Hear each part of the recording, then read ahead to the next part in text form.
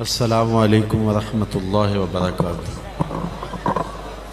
الحمد للہ رب العالمین والصلاة والسلام علی اشرف الانبیاء والمرسلین وعلی آلہ واصحابہ اجمعین۔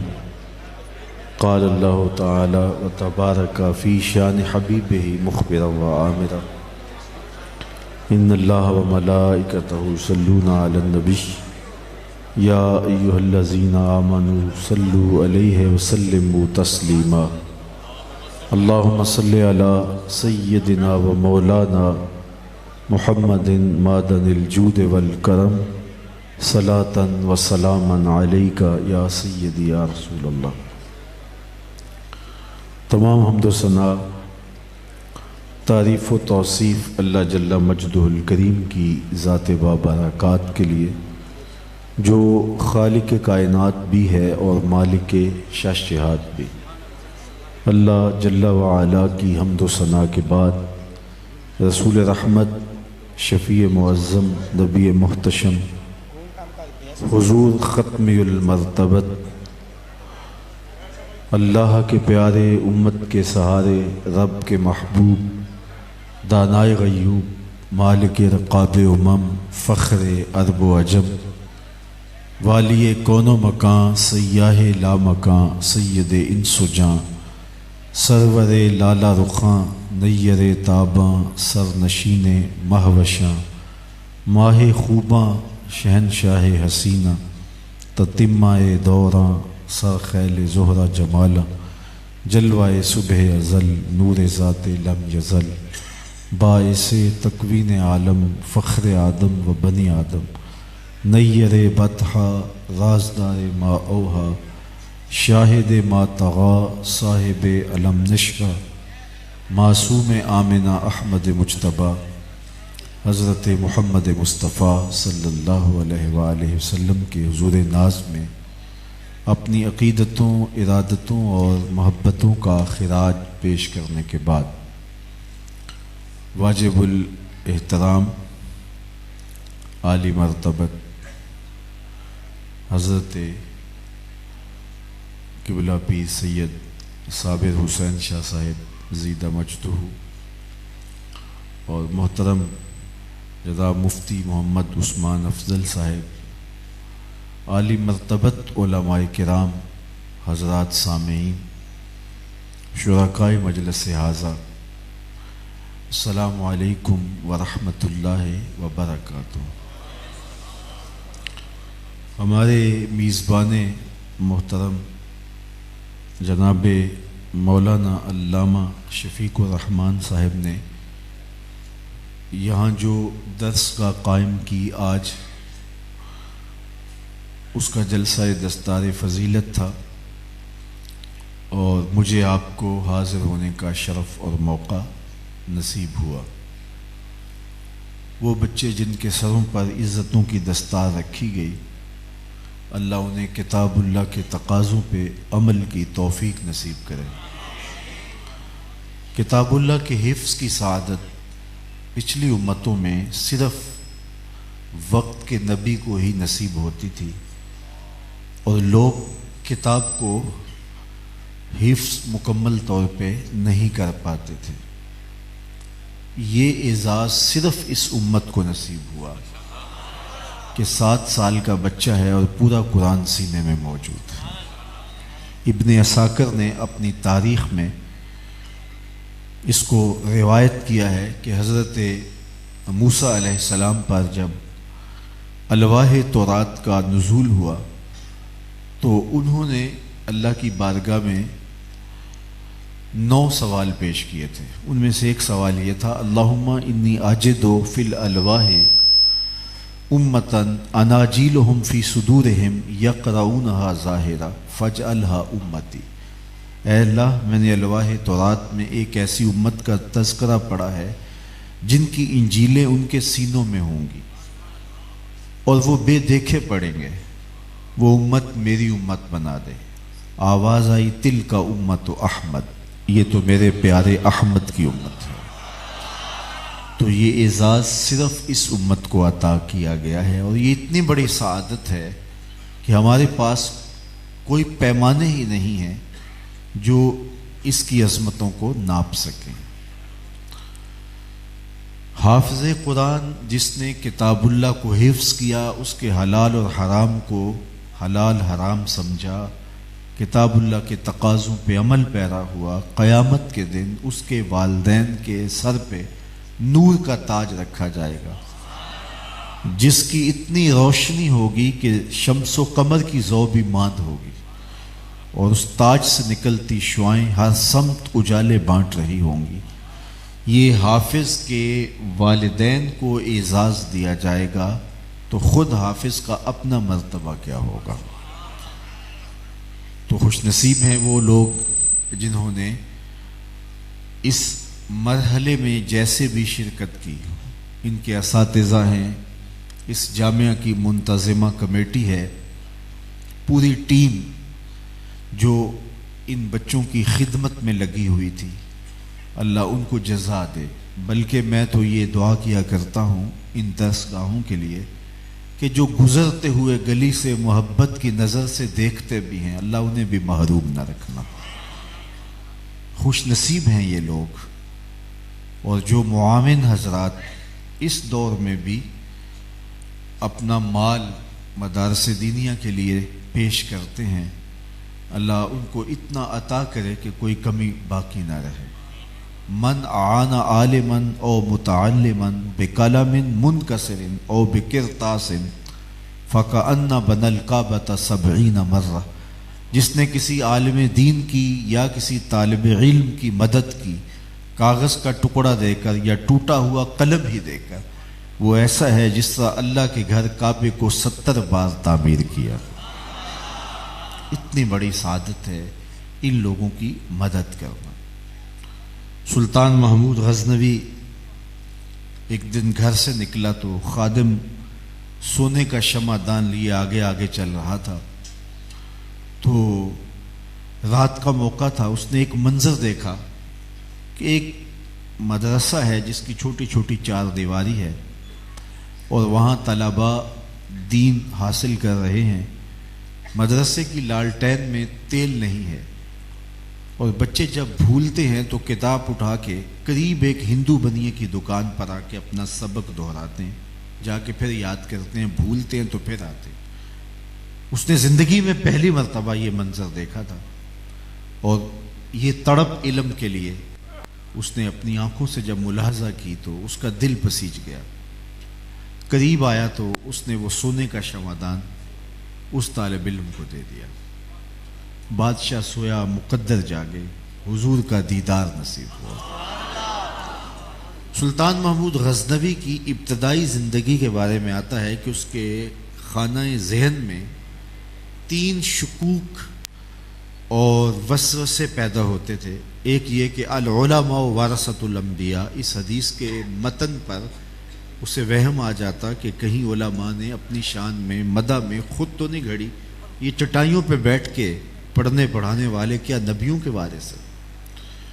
اور دوسرا قیامت کے بارے میں کبھی کوئی وسوسہ اس کو تنگ کرتا۔ میرا والد سلطان سبکتگین ہے، اس کے بارے میں بھی اس کے دل میں کبھی کوئی خیال آتا۔ آج اس نے طالب علم کو خوش کیا اور سویا مقدر جاگے، حضور کا دیدار نصیب ہو۔ اور یہ بات ذہن میں رکھیے، جس نے میرے حضور کو خواب میں دیکھا اس نے حضور کو ہی دیکھا۔ من رآنی فی المنام فقد رآنی، میرے حضور علیہ السلام نے ارشاد فرمایا جس نے خواب میں مجھے دیکھا اس نے مجھے ہی دیکھا۔ شیطان خواب میں آ کر بھی حضور کی مثل ہونے کا دعویٰ نہیں کر سکتا۔ دوسری بات یہ بھی یاد رکھیے گا، حضور جس کے خواب میں جاتے ہیں قصد، ارادے اور مرضی سے جاتے ہیں۔ میں کسی کے خواب میں آؤں، آپ میرے خواب میں آئیں، میرے آپ کے اختیار میں نہیں ہوتا۔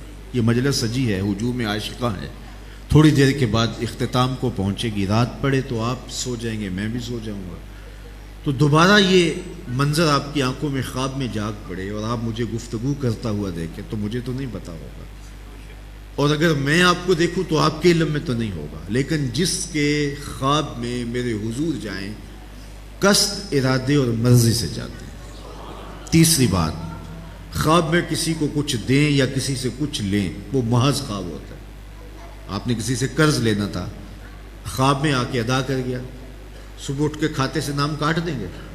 کبھی نہیں کاٹیں۔ بھوک میں تڑپتے ہوئے سو گئے اور رات عالی نصب ہوٹلوں میں کھانا کھاتے رہے، صبح ناشتے کی ضرورت ہوگی یا نہیں ہوگی؟ وہ کیا کسی نے کہا 100 بار میرے ہاتھوں میں تیرا دامن آیا، جب آنکھ کھلی تو اپنا ہی گریباں تھا۔ کچھ نہیں ہوتا، خواب محض خواب ہوتا ہے۔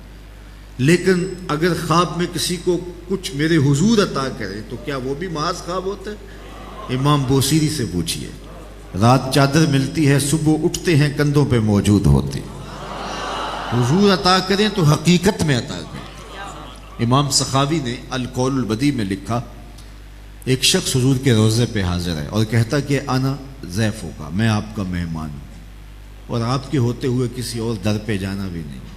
آقا جی میں تیرا ہو کے خیر منگا در دردا، مریل کتا کیوں اخواواں ایڈے بختہ وردا۔ اور میرے امام بولے، کون دیتا ہے دینے کو منہ چاہیے، دینے والا ہے سچا ہمارا، کوئی دیتا بھی تو نہیں۔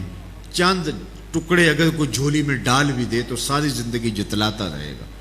عارف عبد المتین نے تو قلم توڑ دیا، اور جتنے بھی سہارے ہیں سبک کرتے ہیں، عزت نفس بڑھاتا ہے سہارا تیرا، ہر آسرا کمزور کرتا ہے۔ کسی خان وڈیرے چودھری کا مانگت سر اٹھا کے چل سکتا ہے کہ میں فلاں کا مانگت ہوتا ہوں؟ اور جس کو خیرات مدینے کی گلی سے ملی ہے وہ تو فخر سے کہتا ہے یہ مجھے بھیک ان کی دہلیز سے ملی۔ اس لیے میرے امام نے مشورہ دیا، ٹھوکریں کھاتے پھرو گے ان کے در پہ پڑ رہو، قافلہ تو اے رضا اول گیا آخر گیا۔ وہ کھڑا ہی حضور کے روضے پہ ہے اور کیا کہتا ہے، میں آپ کا مہمان ہوں اور میں نے کسی اور سے نہیں مانگا۔ اللہ اکبر۔ خیر تھوڑی دیر کے بعد آنکھ لگ جاتی ہے تو کیا دیکھتا ہے کہ حضرت سیدنا عمر رضی اللہ تعالیٰ عنہ اور مولا کائنات سیدنا علی المرتضیٰ رضی اللہ تعالیٰ عنہ جلوہ فراز ہوئے۔ کہا رک جا، حضور تشریف لا رہے ہیں۔ آقا کریم جلوہ فرما ہوئے تو دائیں ہاتھ میں روٹی تھی، عطا کرتے میں خذ لے لے۔ وہ کہتے میں نے خواب میں حضور سے وصول کی، بھوک اتنی کڑاکے کی لگی تھی کہ میں نے خواب میں کھانے شروع کر دی، ابھی آدھی کھائی ہوگی کہ میری آنکھ کھل گئی، آنکھ کھلی تو دوسرا آدھا ٹکڑا میرے ہاتھ میں موجود تھا۔ تو اگر حضور عطا کریں تو حقیقت میں عطا کرتے۔ اور چوتھی بات اس ضمن میں سن لیجئے، ارشاد فرمایا من رآنی فی المنام فسیرانی فی الیقظہ، جس نے مجھے خواب میں دیکھا قریب جاگتے بھی دیکھ لے گا۔ اگر ساری زندگی جاگتے نہ بھی دیکھ سکا، جب سانس ٹوٹنے لگے گی رخ محبوب سامنے ہوگا۔ اور مجھے بتاؤ اگر اس وقت حضور کا دیدار نصیب ہو جائے تو اور کیا چاہیے؟ سوکھا نکلے سا ظہوری جے ویخ لواں مکھ تیرا، اگر اس وقت دیدار ہو جائے تو اور چاہیے بھی کیا؟ زندگی کی ساری جستجو کامیاب ہو گئی اگر وقت آخر ان کا دیدار نصیب ہو۔ تو محمود غزنوی نے خواب دیکھا۔ اب 3 شک میں نے بیان کیے کہ اس کے خانہ ذہن پہ دستک کبھی دیتے تھے۔ آج طالب علم کی خدمت کی تو صلہ کیا ملا، حضور کا دیدار نصیب ہوا، اور آقا کریم نے مسکراتے ہوئے فرمایا، اے سبکتگین کے بیٹے محمود، آج تو نے میرے ایک وارث کی قدر کی ہے، کل قیامت کے دن میں تیری شفاعت کروں گا۔ ایک جملہ ارشاد فرمایا، 3 شک بھی دور کی اور جنت کی بشارت بھی عطا کی۔ لہو خورشید کا ٹپکے اگر ذرے کا جگر چیرے، یہ کلام کا حسن ہے۔ میرے حضور علیہ السلام کو اللہ نے افصح العرب بنایا، خود فرمایا انا افصح العرب، عربوں میں سب سے فصیح میں ہوں، بات کرنے کا جو ڈھب اور سلیقہ مجھے وہ کسی اور کو نہیں ہے۔ تو طالب علم کی مدد کرنے والے، ان مدارس دینیہ کی اعانت کرنے والے خوش نصیب لوگ ہوتے ہیں۔ ہمارے استاد فرمایا کرتے تھے کہ وہ ایک مدرسہ تھا تو ایک شخص فارغ البال ہو گیا اور اس نے اپنے آپ کو وقف کر دیا طلباء کے لیے۔ آپ کے یہاں بھی ہوں گے ایسے کہ جو اپنی خدمات کو رضاکارانہ طور پہ ان جامعات کے لیے پیش کر دیتے ہیں۔ ریٹائرمنٹ کے بعد فارغ ہو گئے اور کوئی کام کاج نہیں تو چلو ہم اپنے آپ کو پیش کر دیتے ہیں۔ تو وہ اس قدر محنت کرتا کہ طلباء نے اس کا نام ڈال دیا کہ یہ ہمارا گدھا ہے، ہمارا حمار ہے۔ کبھی گھی کا کنستر اٹھا کے لا رہا ہے، کبھی آٹے کی بوری لاد کے لا رہا ہے، تو کبھی کھانا لیٹ ہوتا تو وہ کہتا ہے فکر نہ کرو گدھا بس آئے گا اور آپ کو کھانا مل جائے گا۔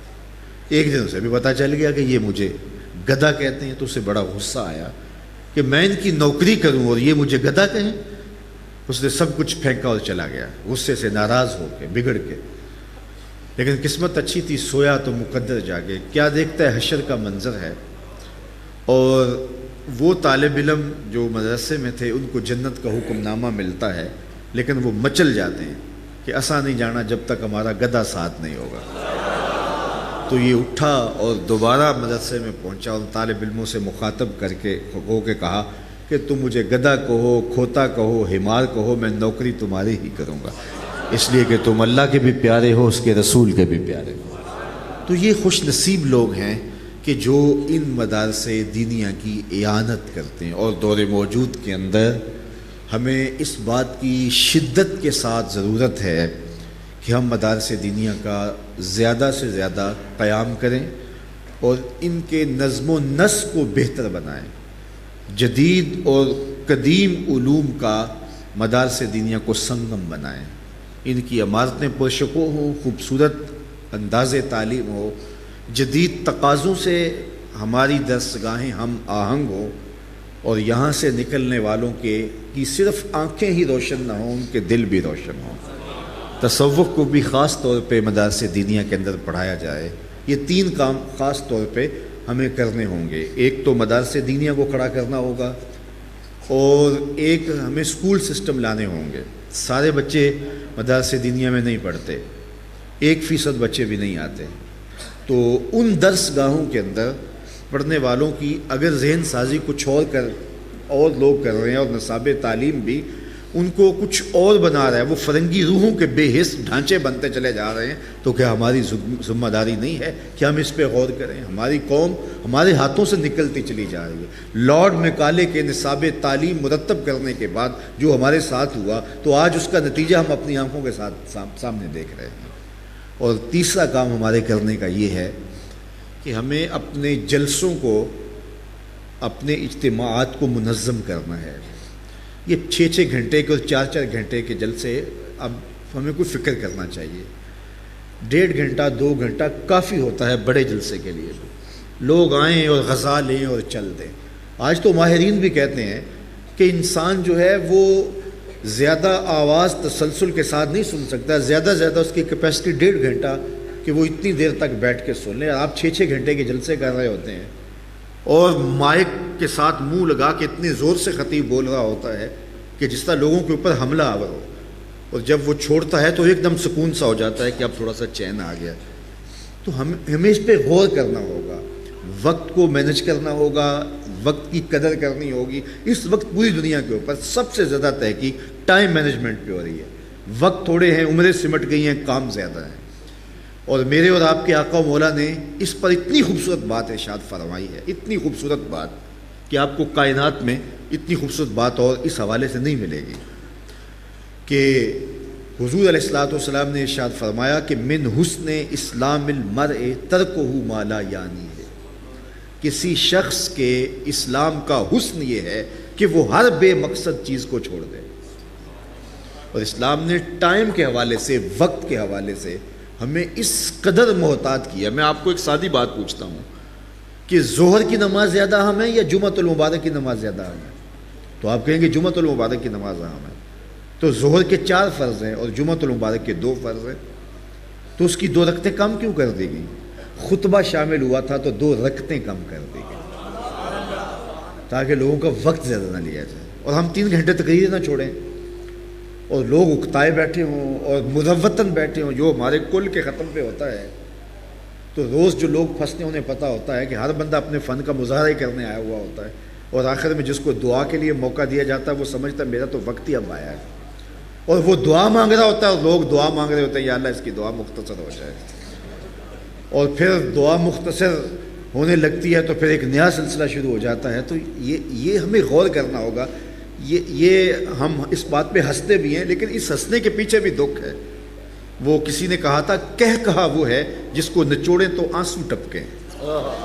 تو یہ ہمارا المیہ ہے، یہ ہماری صورت ہے کہ ہم اس وقت اپنے آپ کو منظم کریں۔ بطور اہل سنت اگر اپنے آپ کو دیکھیں تو آپ کھڑے کہاں ہیں، اور اپنے آپ کو کھڑا کریں بطور مسلم، بطور اہل سنت۔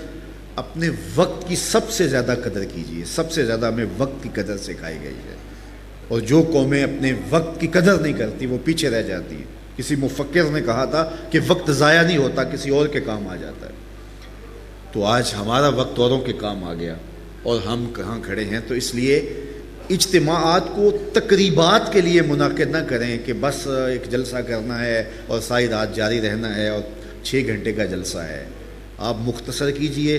میں تو اپنے دوستوں کہتا ہوں درس قرآن پہ آ جائیے، 1 گھنٹے کا۔ ہم تو فجر کے بعد کرتے ہیں، عصر کے بعد، ظہر کے بعد، مغرب کے بعد، عشاء کے بعد آج کل چھوڑے ہوئے ہیں کہ وہ دھکے سے 5 گھنٹے 3 گھنٹے میں چلا جاتا ہے۔ اور یہ جو ظہر کے بعد یا اور اوقات میں تو اس کو بھی منظم کریں، پہلے سے طے ہو کہ کس نے گفتگو کرنی ہے، اس نے کیا کہنا ہے، 2 آدمی ایک ہی بات نہ کر رہے ہوں۔ لوگوں کا وقت قیمتی ہے، اتنے لوگ کام کاج چھوڑ کے آئے ہوتے ہیں، تو ایک ایک لمحے کی قدر اگر ہم نہیں سیکھیں گے تو ہم پیچھے رہ جائیں گے۔ تو ہمیں یہ 3 کام ترجیحاً کرنے ہوں گے۔ ایک تو مدارس دینیہ کھڑے کرنے ہوں گے، اور وہ مدارس دینیہ ایسے ہوں کہ جو علوم جدیدہ اور قدیمہ کا سنگم ہوں، دونوں آنکھیں روشن ہوں، اور اس میں تصوف کے علوم کو یوں شامل کیا جائے، کتاب الرقاق کو خاص طور پہ پڑھایا جائے اور اس پہ عمل کروایا جائے، ان چیزوں کو اچھی طرح سے ان کی روحوں میں اتارا جائے کہ آنکھیں بھی روشن ہو، ساتھ دل بھی روشن ہو۔ اور دوسرا جو ہے وہ ہم سکول سسٹم لے کر کے آئیں، اپنی اپنی بساط کے مطابق اللہ نے ہمیں جو طاقت دی ہے۔ اور اس کے بعد تیسرا، ہم اپنے اجتماعات کو منظم کریں۔ یہ چراغ جلیں گے تو روشنی ہوگی۔ اس وقت عالمی یلغار جو مسلمانوں کے اوپر ہے وہ کسی سے مخفی نہیں ہے۔ اب دنیا گلوبل ولیج بن گئی ہے، اور جدید ذرائع ابلاغ سے جو ہو رہا ہے، جو ہونے جا رہا ہے، وہ کسی کی بھی آنکھوں سے مخفی اور پوشیدہ نہیں ہے۔ لیکن کیا اس پر صرف تبصرہ کر لینے سے ہماری کفایت ہوگی؟ نہیں، بلکہ ہمیں اس پہ عمل کرنا ہوگا اور اس کا جواب دینا ہوگا۔ جس طرح شاہ صاحب مکالمے کی بات کر رہی تھی، اب دنیا بدل رہی ہے تیزی کے ساتھ، اور بدلتے ہوئے تقاضوں کو ہم نے دیکھنا ہے، اور کس طرح جو ہے وہ لوگوں سے بات کرنی ہے اور حالات کے تقاضوں کو اچھی طرح سمجھنا ہے۔ اور سب سے بڑی بات یہ ہے کہ ہم کتاب اللہ پہ جب آ جائیں گے تو ہم کبھی بھی جو ہے وہ دنیا سے پیچھے نہیں رہ سکتے۔ یہ جان شیر تھا جو سکوائش کا بہت بڑا اچھا کھلاڑی گزرا ہے، تو وہ کبھی بھی ہارا نہیں۔ تو ایک اس کا انٹرویو میں نے پڑھا تھا کسی زمانے میں، تو اس نے کہا، اسے پوچھا گیا کہ تو ہمیشہ جیتتا ہی ہے، تو اس کا راز کیا ہے؟ تو اس نے کہا کہ ماں باپ کی دعائیں بھی ہیں، یہ محنت شدیدہ، سب کچھ کہا، لیکن سب سے بڑی بات جو اس نے کہی کہ میں کبھی گراؤنڈ کا سینٹر نہیں چھوڑا۔ مجھے ضرورت کے لیے شاٹ لگانے کے لیے سائڈ پہ بھی جانا پڑے تو پھر میں سینٹر میں پھر بھی آ جاتا ہوں۔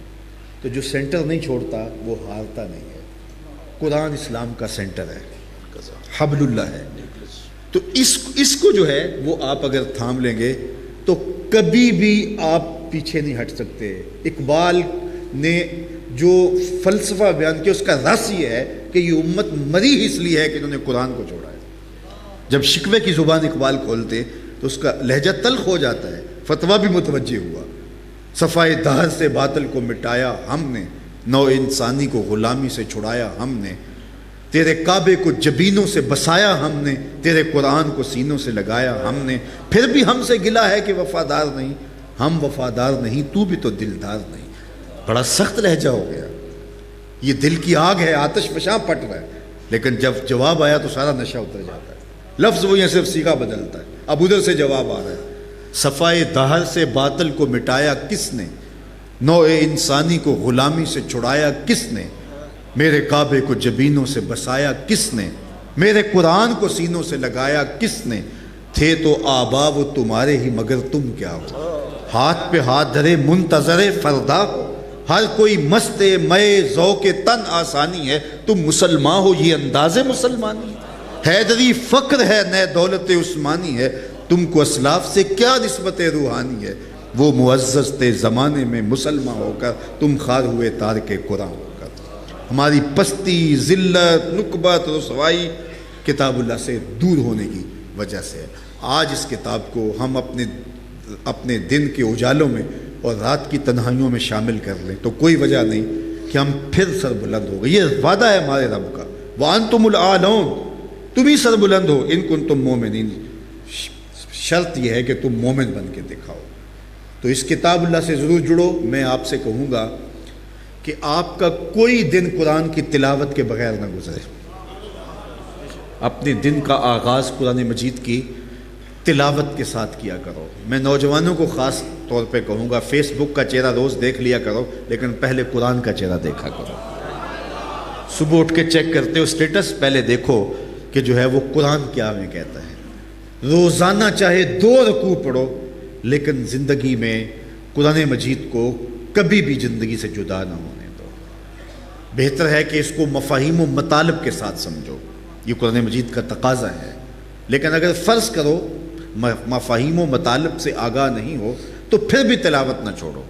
علامہ اقبال اپنے ایک دوست کو خط لکھتے ہیں اور اس میں لکھتے ہیں کہ اگر قرآن کا ترجمہ نہیں بھی آتا تو ناظرہ بھی پڑھتے رہو، اس لیے کہ خالی ناظرہ قرآن پڑھنے سے بھی قلب کا تعلق رسول اللہ کے قلب سے جڑ جاتا ہے، کیونکہ یہ قرآن حضور کے قلب اطہر پہ نازل ہوا تھا۔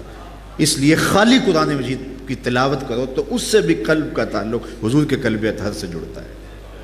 تو اس کو ہمیشہ اپنی زندگی میں شامل کرو۔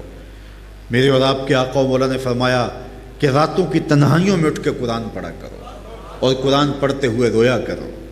پھر فرمایا فَإِن لَمْ تَبْكُوا فَتَبَاكُوا، اور اگر رونا نہ آئے تو رونے کی کوشش کیا کرو۔ حضرت داتا گنج بخش علی حجویری علیہ رحمہ سے ایک مرید نے کہا، حضرت اگر رونے کی کوشش کریں پھر بھی رونا نہ آئے، فرمایا پھر مقدر پہ رویا کرو۔ اتنے سنگ دل ہو گئے ہو کہ تمہاری آنکھیں آنسوں کا خراج ہی نہیں دیتی، تو اس قرآن سے یوں جڑ جاؤ کہ تمہاری زندگی میں شامل ہو۔ تمہارا ایک دن بھی قرآن کے بغیر نہ گزرے۔ گر تو می خواہی مسلمان زیستن، نیست ممکن جز بقرآن زیستن۔ اگر تو مومن بن کے جینا چاہتا ہے تو اقبال کہتا ہے قرآن کے بغیر تو ایک لمحہ بھی نہیں جی سکتا۔ یہ تیری زندگی ہے، قرآن حیات ہے، یہ کتاب زندہ ہے، کتاب زندہ قرآن حکیم، حکمت او لا یزال است و قدیم۔ اور آخر میں بڑی خوبصورت بات کی، فاش می گوئم کے در دل مزمرست، این کتاب نیست چیزیں دیگر است۔ اقبال کہتا ہے میں کھل کے نہ کہہ دوں جو میرے سینے میں پوشیدہ ہے، یہ کتاب نہیں، یہ کوئی اور ہی شے ہے۔ یہ زندگی پلٹ کتاب ہے، یہ حیات آفرین کتاب ہے۔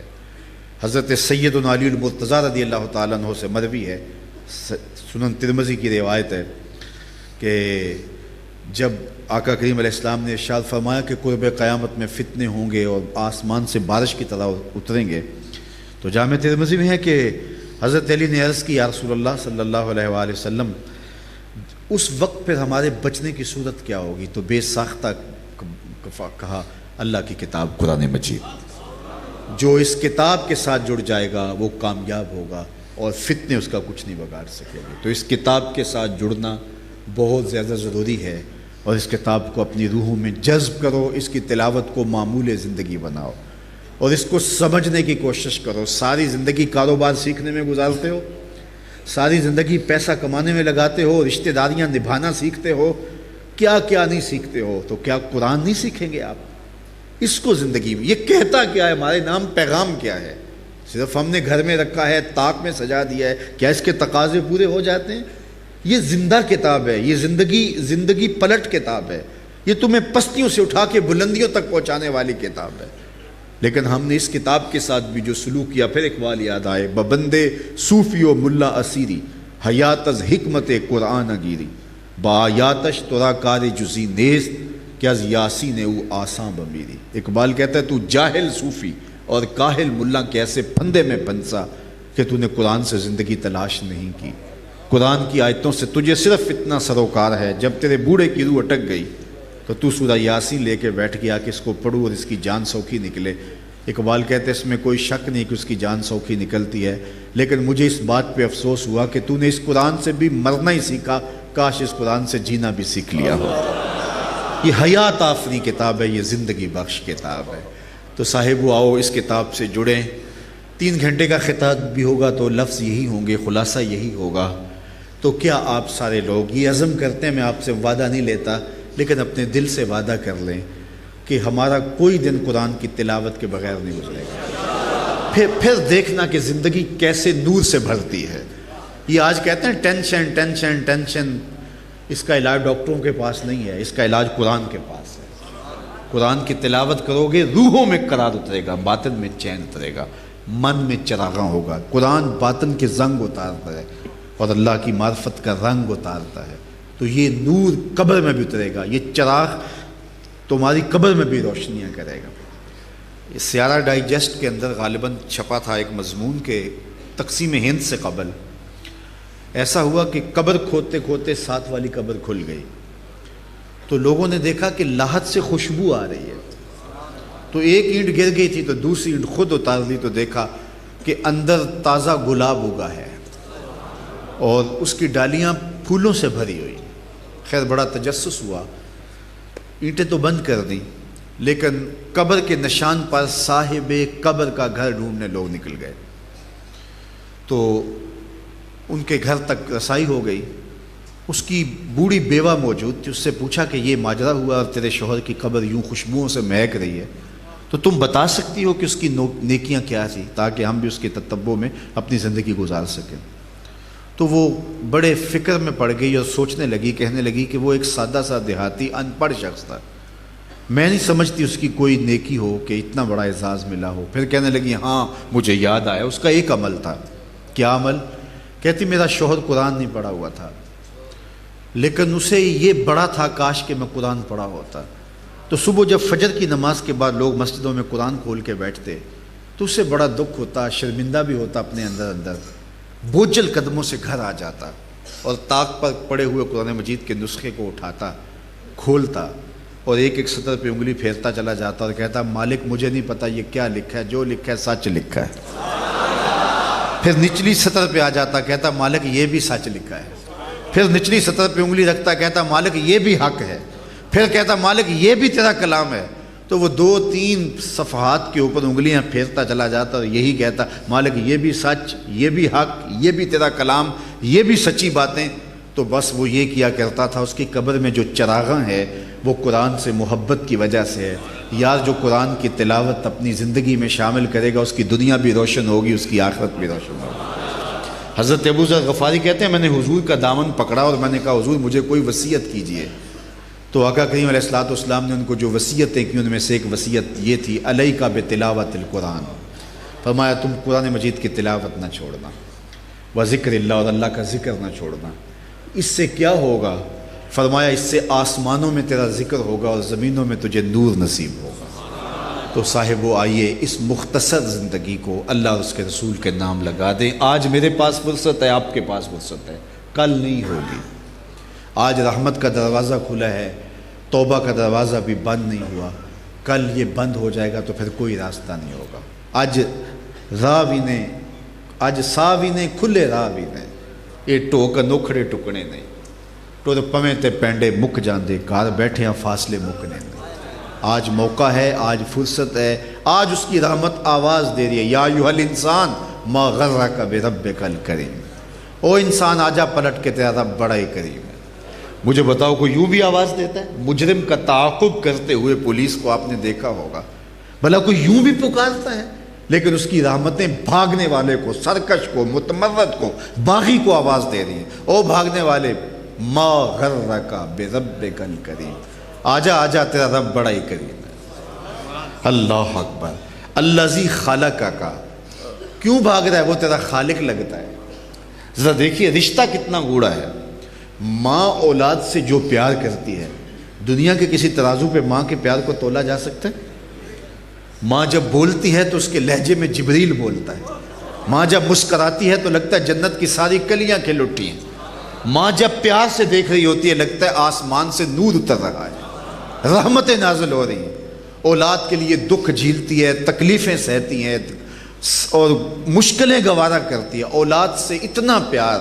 وہ ایک شاعر نے کیا خوبصورت ماں کے پیار کا نقشہ کھینچا، ایک مدت سے میری ماں نہیں سوئی تابش، میں نے ایک بار کہا تھا مجھے ڈر لگتا ہے، میں نے کہا تھا امی مجھے رات کو ڈر لگتا ہے، میری ماں اب بھی میرے بستر پہ پھونکے مارتی ہے کہ میرے بیٹے کو کہیں ڈر نہ لگ رہا ہو، دکھ سہ لیتی ہے، کسی کے گھر کے برتن بھی مانجنے پڑے تو اولاد کی تربیت کے لیے ماں یہ بھی کر لیتی ہے۔ شہر میں آ کر پڑھنے والوں بھول گئے ہو کس کی ماں نے کتنا زیور بیچا ہے۔ ماں اولاد سے اتنا پیار کیوں کرتی ہے؟ سب کا ایک جواب ہوگا، اس لیے کہ ماں نے اولاد کو جنم دیا ہے۔ میں آپ سے مخاطب ہوں، جس ماں نے جنم دیا ہے وہ اتنا پیار کرتی ہے تو جس رب نے خلق کیا ہے وہ کتنا پیار کرتا ہے۔ جنم دینے والی کے پیار کا ٹھکانہ کوئی نہیں، تو جس نے خلق کیا ہے، دست قدرت سے بنایا ہے، تو ماں کی دہلیز چھوڑ کے بھاگ جائے بچہ، تو ماں کہتی پتر آ جا، اتنی ٹھنڈ نہیں کہیں ملے گی۔ تو مالک کی دہلیز چھوڑ کر بھاگنے والوں کو اسی کی آوازیں آ رہی ہیں، یا ایھا الانسان ما غرک بربک الکریم، آ جا تیرا رب بڑا ہی کریم، آنا تو تو نے ہے ہی، پھر جو کفن میں منہ چھپا چھپا کے آتا پھرے گا، اچھا نہیں کھلے منہ آ جا، پھر جو لوگ اٹھا کے لائیں گے، اچھا نہیں اپنے قدموں سے چل کے آ جا۔ وہ وقت آنے والا ہے جب تیرے انگوٹھے باندھ دیے جائیں گے، جب ناک میں روئی ٹھونس دی جائے گی، جب تختے پہ تجھے غسال چاہے تو ادھر پلٹا دے، چاہے ادھر لٹا دے، چٹا لباس پہن کے تیار ہو کے پھر تو جائے گا، تو بہتر نہیں ہے کہ خود اپنے قدموں سے چل کے آ جائے۔ اس کی رحمتیں آواز دے رہی ہیں۔ بازار لگا تھا، ہجوم تھا، ایک فقیر کھڑا رو رہا تھا، کسی نے روک کے کہا بابا کسی نے مارا ہے، کیا ہوا ہے، کیوں رو رہے ہو؟ اس نے کہا نہیں بس ان کے رویے نے رلا دیا۔ کیا مطلب؟ کہا بازار سے گزر رہا تھا، دنیا میں کھوئے ہوئے لوگوں کو دیکھا، دل میں ترس جاگا، تو میرا خیال ہوا ان بندوں کی رب کی صلح ہی نہ کروا دوں۔ تو کہا پھر کیا ہوا؟ کہا میں نے اس سے بات کی، آواز آئی لے آ، ایک آنسو سے سارے گناہ دھو ڈالوں گا۔ میں بڑا خوش ہوا، میں ان کے پاس آیا، میں نے کہا کام بن گیا، لیکن ان سے بات کی یہ الٹا میرا مذاق اڑانے لگے، جا بابا کام کر، تمہیں کیا پتہ دنیا اور دنیا داری کیا ہوتی ہے۔ تو وہ تو مان رہا تھا، یہی نہیں مان رہے۔ مجھے ان کے رویے پہ افسوس آیا اور آنسو نکل پڑے۔ خیر وقت گزر گیا، اگلے دن وہی شخص قبرستان کے قریب سے گزرا، دیکھا وہی بابا وہی فقیر قبرستان میں کھڑا رو رہا ہے۔ پھر رک گیا، بابا بازاروں میں بھی روتا ہے، قبرستانوں میں بھی روتا ہے، آج کیا ماجرا ہے؟ کہا کہانی کل والی ہے۔ کہا کیا مطلب؟ کہا ان سے مایوس ہوا تو آج ادھر نکل آیا، اور میرا خیال ہوا کہ آج ان کی اور رب کی صلح کروا دوں۔ تو کہا پھر آج کیا بنا؟ بڑی دلچسپی سے پوچھا۔ کہا کہ آج یہ مان گئے تھے وہ نہیں مانا، کل وہ مان رہا تھا یہ بندے نہیں مانے، اور آج یہ مان رہے ہیں وہ نہیں مان۔ تو آج وقت ہے، وقت پر کافی ہے، قطرہ بھی آب خوش ہنگام کا، جل گیا جب کھیت برسا می تو پھر کس کام کا۔ آئیے توبہ کا دروازہ کھلا ہے، اپنی زندگی کو عمل کی راہوں پہ ڈالیں، عمل سے ہی ہمارے نامہ اعمال میں کچھ جمع ہوگا، باتوں سے نہیں۔ تو آئیے اپنی عملی زندگی کو خوبصورت کریں، اپنی زندگی میں کبھی بھی نماز قضا نہ ہونے دیں، کتاب اللہ سے جڑے رہیں، اور اللہ اور اس کے رسول کے ساتھ اپنے تعلق کے خاطر کو مضبوط کریں۔ اقبال کے سارے کلام کا رس نچوڑیں تو جوس یہ نکلتا ہے، کی محمد سے وفا تو نے تو ہم تیرے ہیں، یہ جہاں چیز ہے کیا، لوح و قلم تیرے ہیں، ان سے وفا کرو، پھر قلم بھی تمہیں دے دیں گے، تختی بھی تمہیں دے دیں گے، جو لکھنا ہوا خود ہی لکھ لینا، تیری تقدیر کے فیصلے کہیں اور نہیں ہوں گے، بلکہ خدا بندے سے خود پوچھے گا بتا تیری رضا کیا ہے۔ لیکن شرط ہے کہ ان کے ساتھ وفا کا رشتہ مستحکم کر لو۔ اللہ اس درسگاہ کو قیامت تک آباد رکھے، اس کے جملہ معاونین کو، منتظمین کو، حضرت کو، ان کے رفقائے کار کو جزا دے۔ آپ سب لوگوں کو اللہ گھروں میں واپس پہنچنے سے پہلے اس اجتماع کی برکتیں نصیب فرمائے۔ میرے اطراف میں بیٹھے عالی مرتبت اور جو ہے وہ خوبصورت لوگ، اللہ ان کو اپنی رحمتوں کا حصار دے۔ کار ما آخر شدو آخر زیما کار نشد، مشت خاک ما غبار کوچائے یار نشد، و آخر دعوانا ان الحمدللہ رب العالمین۔ الحمدللہ رب العالمین والصلاة والسلام علی اشرف الانبیاء والمرسلین۔ اللہ اٹھے ہوئے ہاتھ کبھی خالی نہ موڑے جائیں، پھیلی ہوئی جھولیاں رحمتوں سے بھر دی جائیں، بخت کی بہاریں عطا فرمائی جائیں، جئیں تو تیرے لیے، مریں تو تیرے دین کے لیے، اور زندگی کی آخری ہچکی تک تیرے رسول کے وفادار ہیں۔ ہر علت سے، ہر قلت سے، ہر ذلت سے رہائی عطا کر دے، اپنے پاک نبی کے در کی گدائی عطا کر دے۔ صلی اللہ تعالی علی النبی الامین۔